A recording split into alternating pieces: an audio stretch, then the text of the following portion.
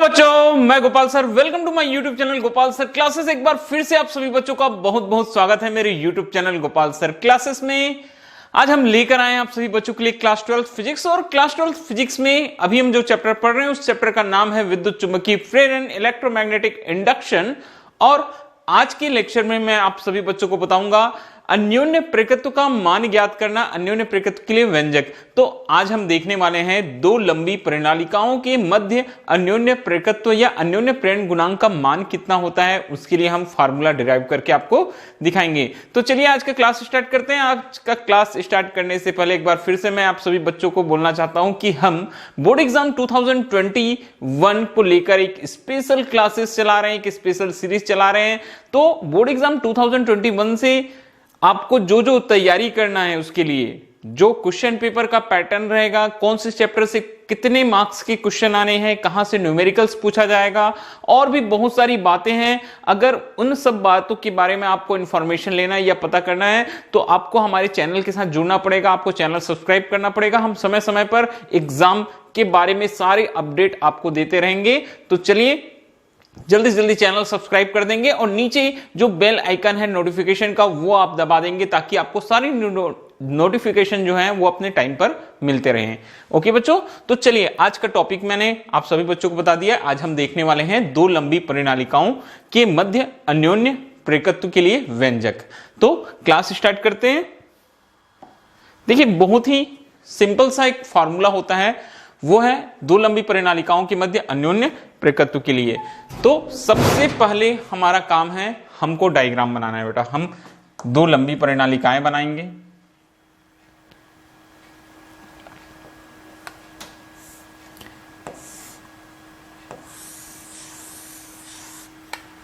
थोड़ा सा रुकेंगे ना, थोड़ा सा ध्यान देंगे किस तरीके से हम डायग्राम बना रहे हैं बेटा। ये पहली परिनालिका, ठीक है। अब इसी पर लिपटी हुई होगी बेटा हमारी जो दूसरी परिनालिका होगी, वो इसी पर इस तरीके से लिपटी हुई होगी। तो ये दो परिनालिकाएं, दोनों परिनालिकाओं की जो लंबाइयां होगी वो स्मॉल एल हम दिखा देंगे।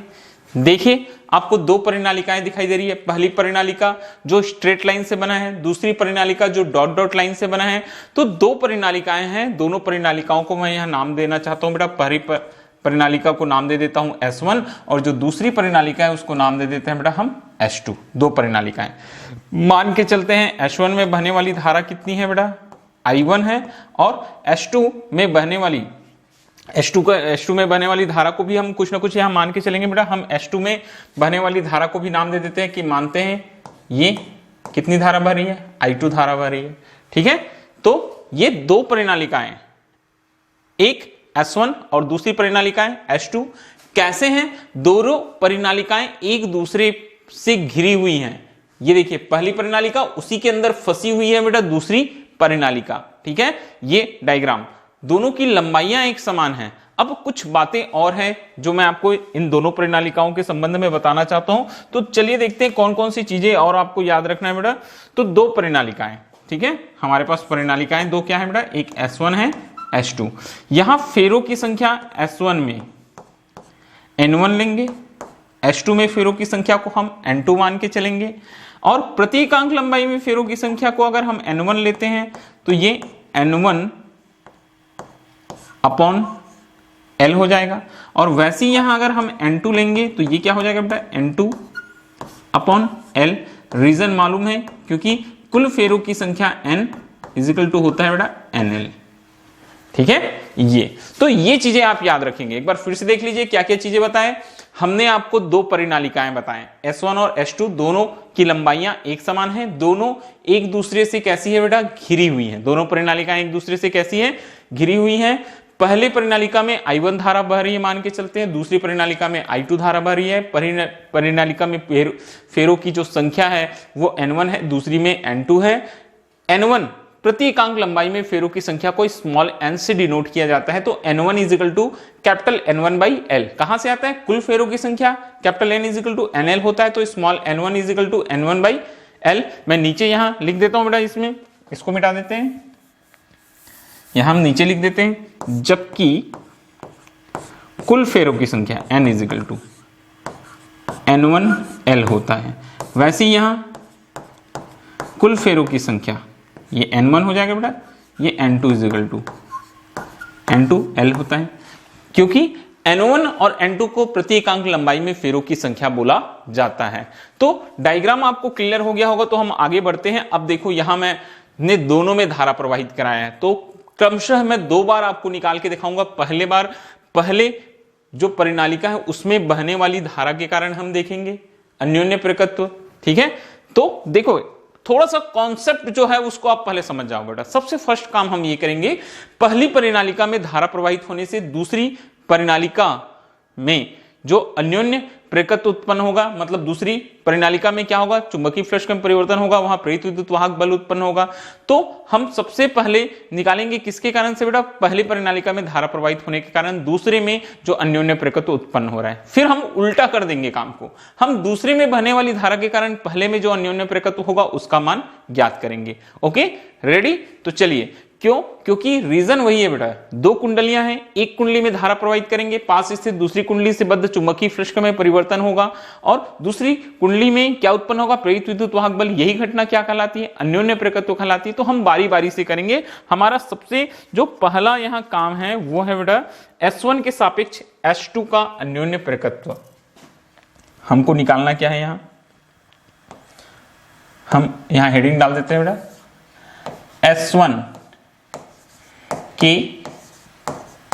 सापेक्ष, मैं ब्लैक लाइन से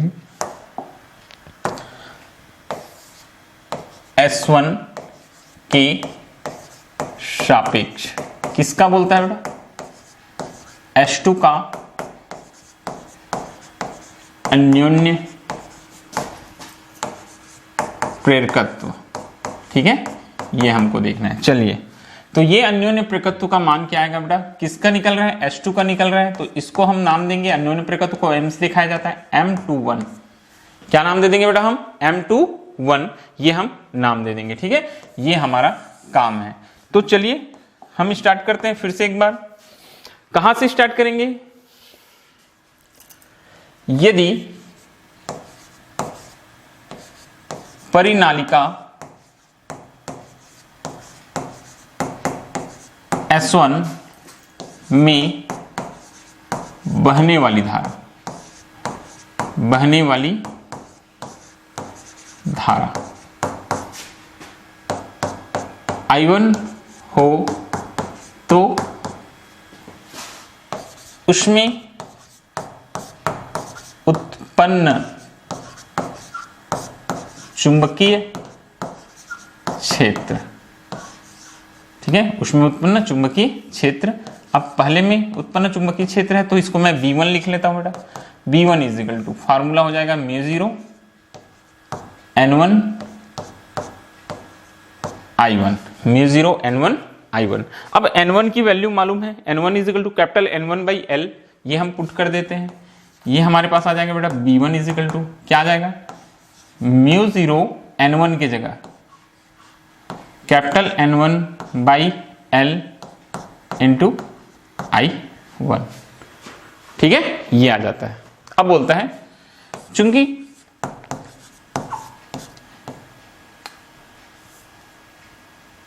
परिनालिका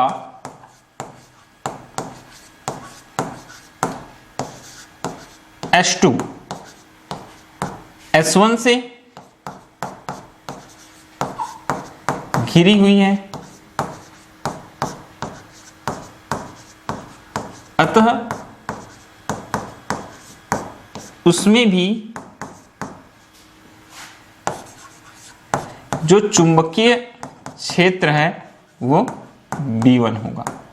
क्या होगा बोलता है बेटा, B1 होगा, ठीक है।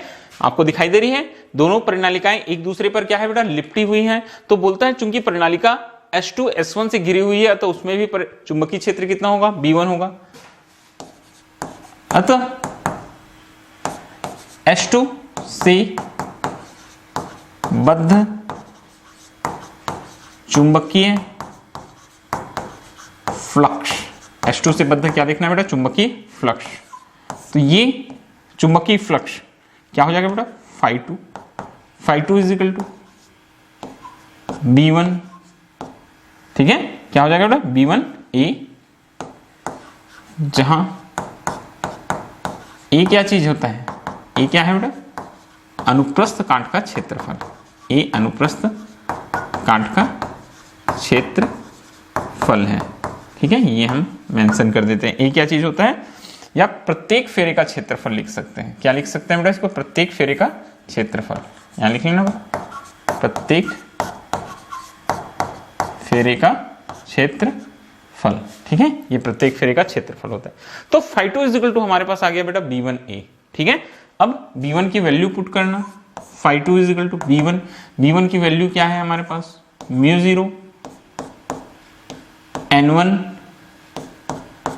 I1 into A upon L, ये हमारे पास में क्या आ जाएगा बेटा, φ2 आ जाएगा, क्या आ जाएगा ये φ2, ठीक है। परंतु हमको निकालना क्या है, हमको अन्योन्य प्रेरकत्व निकालना है, ठीक है। H2 के सापेक्ष S1 के सापेक्ष H2 का मतलब M21 दूसरी कुंडली का या दूसरी प्रणालिका का अन्योन्य प्रेरकत्व निकालना है, किसके सापेक्ष, पहले के सापेक्ष, तो इसीलिए इसको नाम दिया गया बेटा M21, ठीक है। तो M21 इज इक्वल टू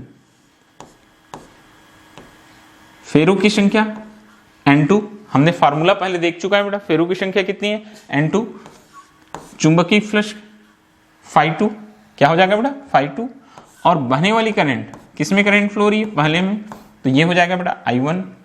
तो इस तरीके से देखेंगे तो हमको वैल्यू पुट करनी पड़ेगी φ2 की, तो ये N2 हो गया बेटा, ये हो जाएगा μ0 N, ठीक है, मैं φ2 की वैल्यू पुट कर रहा हूं, देखिए ऊपर में लिखा हुआ है μ0 N1 I1 A, ठीक है, नीचे यहाँ I1 है बेटा, और ये नीचे वाला L इसके साथ मल्टीप्लाई होगा, तो I1 क्या हो जाएगा बेटा, कैंसल हो जाएगा, I1 क्या हो गया बेटा, कैंसल, और finally M21 is equal to हमको मिल रहा है यहां μ0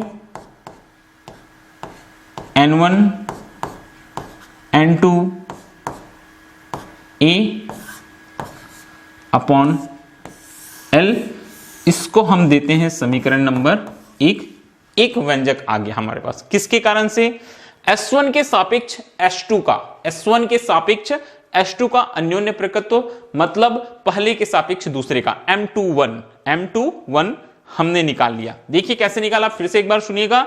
दो परिनालिकाएं थी हमारे पास में, कितनी परिनालिकाएं थी हमारे पास में, दो परिनालिकाएं, पहला S1 है, स्ट्रेट लाइन से बनाए हैं, दूसरे को इसी के अंदर डॉट डॉट डॉट करके घुमा दिए बेटा ऐसे, ठीक है, इसी के अंदर घुमा दिए, दो परिनालिकाएं, दोनों परिनालिकाओं की लंबाई स्मॉल l है, पहले में बहने वाली धारा है I1, दूसरे में बहने वाली धारा I2 है। पहले में फेरों की संख्या कैपिटल N1 लेना, दूसरे में फेरों की संख्या कैपिटल N2 लेंगे, तो पहले की प्रतीकांक लंबाई में फेरों की संख्या small n1 is equal to capital N1 by L हो जाएगा, वैसे दूसरे में प्रतीकांक लंबाई में फेरों की संख्या small n2 is equal to capital N2 by L हो जाएगा।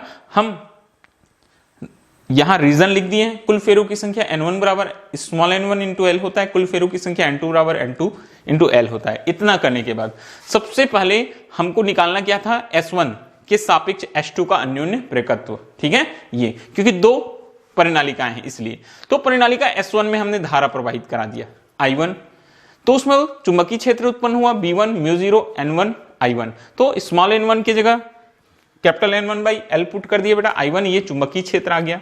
अब बोलता है चूंकि जो परिनालिका H2 है वो S1 से घिरी हुई है, तो उसमें भी चुंबकीय क्षेत्र क्या होगा, बोलता है B1 होगा, वहां भी चुंबकीय क्षेत्र का मान कितना होगा, बोलता है बेटा B1 होगा। अतः H2 से बद्ध चुंबकीय फ्लक्स है जो H2 है, तो H2 से बद्ध चुंबकीय flux φ2 is equal to B1A, जहां A प्रत्येक फेरे का क्या होता है, बोलता है बेटा क्षेत्रफल होता है, ठीक है। तो φ2 is equal to μ0 N1 I1 A upon L, ये हमारे पास मान आ गया क्योंकि B1 का मान हमने पुट कर दिया।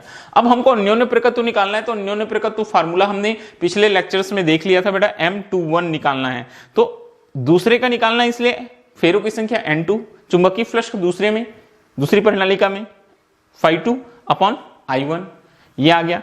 तो हमने φ2 की वैल्यू पुट कर दी बेटा n2 μ0 n1, φ2 आया था n1 I1 a, ये नीचे I1 into L, I1 cancel हो गया, m21 is equal to μ0 n1 n2 a upon l। ये समीकरण 1। आगे बढ़ते हैं। अब फिर से एक बार, ठीक है, अब हम फिर से एक बार बेटा अब क्या करेंगे, किसके कारण से बोलता है बेटा, अब H2 के सापेक्ष हम देखेंगे यहां H2 के सापेक्ष S1 का अन्योन्य प्रेरकत्व, ये होगा बेटा M12, क्योंकि हम दूसरे के सापेक्ष पहले का देख रहे हैं, ठीक है, M12। फिर से स्टार्ट करेंगे। यदि परिनालिका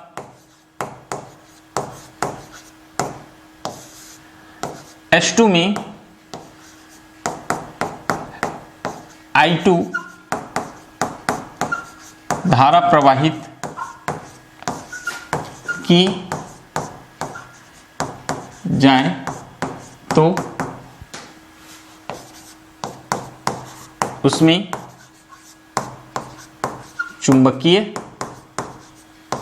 क्षेत्र, जो उसमें चुंबकीय क्षेत्र उत्पन्न हो रहा है, ठीक है, तो यहां चुंबकीय क्षेत्र को हम ले लेते हैं बेटा B2 इज इक्वल टू हो जाएगा μ0 n2 I2।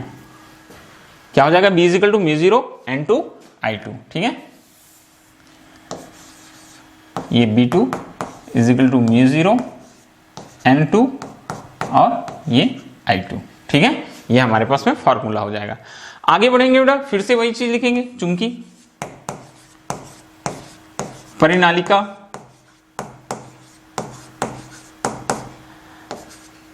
S1 S2 से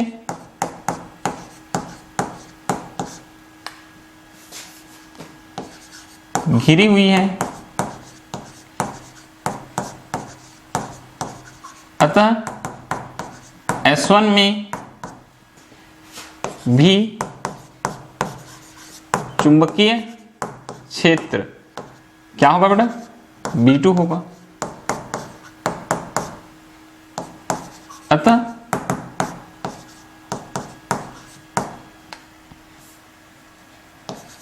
S1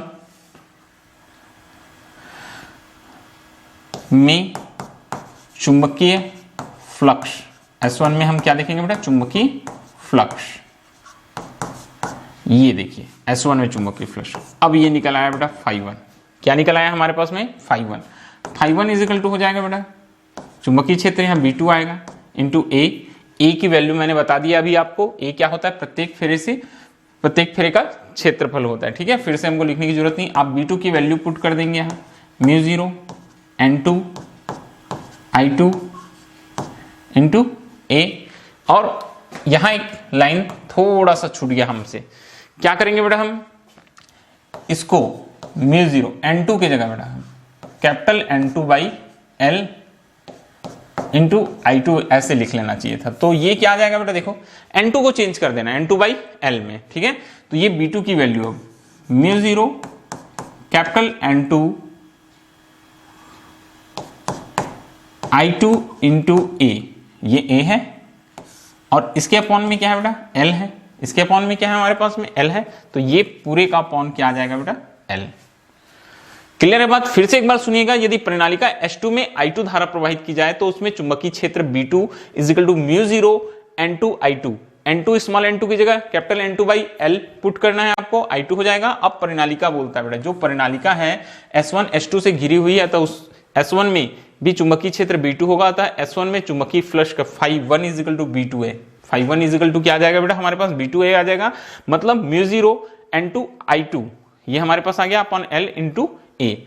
अब फिर से लिखेंगे आप, ठीक है, जबकि हमारे पास में फॉर्मूला है बेटा, हमको निकालना क्या है, M12 इज इक्वल टू, पहले में निकालना है, ठीक है, पहले में निकालना है, तो फेरों की संख्या कितनी हो जाएगी बेटा यहाँ N1, ठीक है, चुंबकीय फ्लक्स, ठीक है, S1 में निकाल रहे थे चुंबकीय फ्लक्स का, तो N1 φ1 और बहने वाली धारा जो है ये कितनी होगी बेटा, यहाँ I2 होगी, तो हम वैल्यू पुट करते हैं फिर से एक बार, ये N1 किसकी वैल्यू φ1 की, μ0 n2 I2 A upon L, और पूरे का बटा कर सकते हैं या सीधे सीधे यहाँ इंटू कर सकते हैं बेटा आप I2 को, I2 और I2 क्या हो गया, यहाँ से कैंसल हो गया, और हमारे पास आ गया बेटा M12 is equal to μ0 n1 n2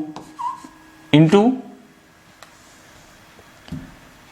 एक मिनट ना, यहां थोड़ा सा ये मिस्टेक हो रहा है हमसे, ये आई नहीं है, ये क्या है बेटा, ए है, ये क्या था, ए है, तो ये ए हो जाएगा अपॉन एल, समीकरण नंबर 2। तो ये हमने पहले S2 में निकाला S1 के सापेक्ष, और यहां S2 के सापेक्ष S1 का, मतलब M12 और M21 निकल गया, और दोनों के दोनों हमको एक समान दिखाई दे रहे हैं, तो हम क्या लिखेंगे बेटा, यहां हम लिखेंगे कहां से, समीकरण 1 और समीकरण 2 से। क्या समझ में आ रहा है, M21, ठीक है, जो हमारे पास में M की वैल्यू आ रही है बेटा M21 बराबर आ रहा है M12, मतलब दोनों परिणालिकाओं में जो अन्योन्य प्रकृति का मान आएगा वो एक समान आएगा, ठीक है। अतः M इजिकल टू होता है बेटा μ0 n1 n2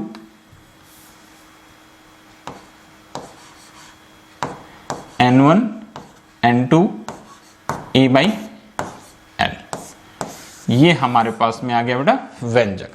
दो कुंडलियों के मध्य अन्योन्य प्रकृति के लिए व्यंजक m is equal to μ0 n1 n2 a upon l, और आप बारी बारी से, जैसे कि हमने इसके पहले देखिए यहां निकाला बेटा, किसके कारण से निकाला था, S1 के सापेक्ष S2 का निकाला, μ0 m21 μ0 n1 n2 a upon l आया। फिर क्या निकाला बेटा हमने, S1 S2 के सापेक्ष S1 का निकाला, फिर भी वही मान आया, मतलब ये सिद्ध हो गया कि दोनों कुंडलियों या दोनों परिणालिकाओं के कारण जो क्या आता है, अन्योन्य प्रकृति आता है, उसका मान एक समान होता है। तो m is equal to μ0 n1 n2 a upon l, ये आप निकाल सकते हैं व्यंजक, बहुत ही आसान है। और साथ ही साथ अगर इस प्रश्न में आपको कुछ पूछेगा तो ये पूछ सकता है बेटा कि कौन कौन से कारक हैं जो इनको प्रभावित करते हैं। तो प्रभावित करने वाले कारक मैंने पहले भी आपको बताया है, आप फार्मूले से निकालेंगे। देखिए अन्योन्य प्रकृति का मान या किस प्रकार से बढ़ेगा, m प्रोपोर्शनल टू क्या है बेटा, μ0, समीकरण नंबर 1। या फिर हम आगे बढ़ते हैं, नेक्स्ट पेज में देखते हैं थोड़ा सा और, ठीक है।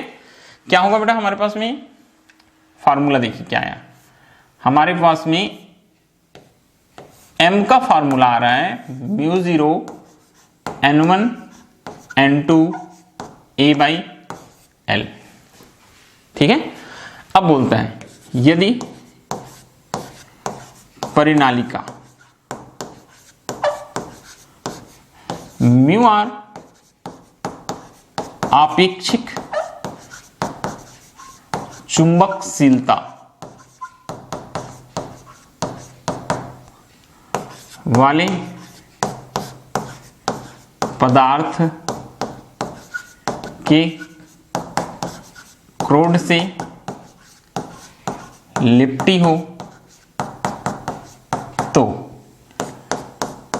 m की वैल्यू बेटा, ये जो कैपिटल M है उसकी वैल्यू क्या हो जाएगी, μ0 इंटू μr, ये हो जाएगा μ0 into μr n1 n2 a upon l, n1 n2 a upon l। या फिर हम इसको लिखेंगे बेटा capital M is equal to μ0 μr की जगह क्या लिख लेंगे बेटा, mu n1 n2 a upon l, ये व्यंजक हमारे पास में आ जाएगा। अब मैं फिर से एक बार बात करता हूं, क्या बोलता है बेटा, प्रभावित करने वाले कारक किसको, अन्योन्य प्रकृति को प्रभावित करने वाले कारक। तो फार्मूले से बनाना, सबसे पहले m प्रोपोर्शनल है म्यू के, मतलब ये होता है कौन प्रभावित करता है, जो पदार्थ की क्या होती है बेटा, चुंबकशीलता होती है। यहां आप लिख सकते हैं पदार्थ की चुंबकशीलता। तो एग्जाम्स में अगर लिखना होगा तो मैं तो यहां पूरा लिख के आपको नहीं बता रहा हूं, एग्जाम्स में आपको लिखना होगा तो क्या लिखेंगे बेटा, अगर हम अधिक चुंबकशीलता वाले पदार्थ के क्रोड से परिनालिकाओं को लपेट दें तो उसके अन्योन्य प्रकृति का मान बढ़ जाएगा, क्योंकि m किसके प्रोपोर्शनल है बेटा, म्यू के, ठीक है, चुंबकशीलता के प्रोपोर्शनल है। इसलिए अधिक चुंबकशीलता वाले पदार्थ के क्रोट पर अगर परिनालिकाएं लिपटी रहेगी तो उसके अन्योन्य प्रकृति का मान बढ़ जाएगा। सेकेंड, m प्रोपोर्शनल है यहां N1 के भी और N2 के भी, तो हम लिख सकते हैं कि दोनों परिनालिकाओं में अगर फेरों की संख्या अधिक होगी तो अन्योन्य प्रकृति का मान भी अधिक होगा। तो किस पर डिपेंड कर रहा है बेटा, यहां फिर से एक बार फेरों की संख्या पर, किस पर डिपेंड कर रहा है, फेरों की संख्या पर। ओके, अब थर्ड नंबर, नेक्स्ट देखते हैं। थर्ड नंबर में हमको क्या समझ में आ रहा है कि जो m है अन्योन्य प्रकृति जो है वो प्रोपोर्शनल है किसके बेटा, a के। a को हम लिख सकते हैं पाई आर स्क्वायर, मतलब क्षेत्रफल और त्रिज्या। अगर प्रणालिका का क्षेत्रफल या त्रिज्या अधिक होगी, ठीक है, क्षेत्रफल या त्रिज्या, तो अन्योन्य प्रकृति का मान भी क्या होगा बेटा, अधिक होगा। और चौथी चीज, m प्रोपोर्शनल टू 1/L, मतलब जो अन्योन्य प्रकृति है वो परिनालिका की लंबाई के क्या है बेटा, व्युत्क्रमानुपाती है। मतलब अगर लंबाई अधिक होगी तो अन्योन्य प्रकृति का मान कम होगा, और लंबाई अगर कम होगी तो अन्योन्य प्रकृति का मान क्या होगा बेटा, अधिक होगा। तो ये पॉइंट्स आप बता सकते हैं प्रभावित करने वाले कारक पूछने पर, या इस प्रकार से पूछता है कि अन्योन्य प्रकृति का मान हम किस प्रकार से बढ़ा सकते हैं, तो आप इन पॉइंट्स को लिख सकते हैं।